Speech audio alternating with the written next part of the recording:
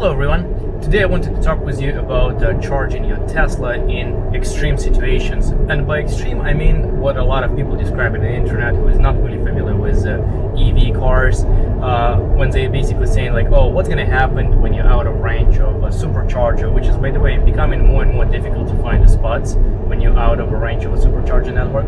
But let's assume that you are. What do? You drive only for your very short amount of range in your battery, and you're stuck, you're dead, you cannot go anywhere. And today's video I'm going to prove that this theory is absolutely wrong, and I'm going to show you what you can possibly do if you get into a situation where supercharger is not an option for you, and you're in the middle of remote road where only gas stations or rest stops or just the common things exist, but no actual electrical chargers.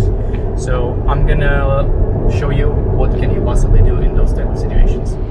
So currently we stop at one of the closest rest stops, and as you can see there's a bunch of trucks behind me parking there, and there's a lot of electrical outlets outside of the building.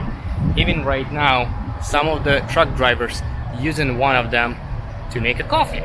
So that just proves my point that it's accessible to public. It's not just for people who work at this rest stop or anything like this.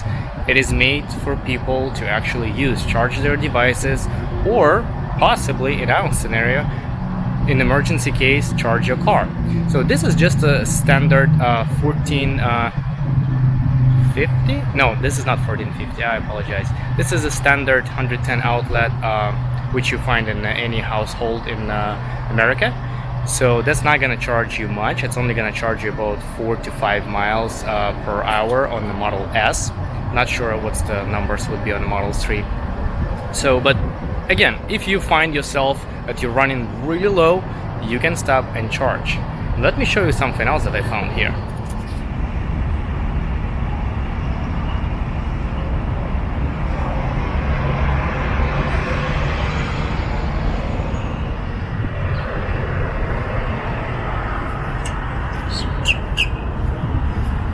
This is your standard NEMA 1450 charger, which is actually designed for RVs, but since Tesla uses an exact same charger as standard, every single Tesla comes with this 1450 adapter. You can charge here, and it's actually pretty decent range. So let me show you. Now let's see how much of actual energy we get from this thing. Keep in mind, every single rest stop has it. It's a public charger. Alright, let's see.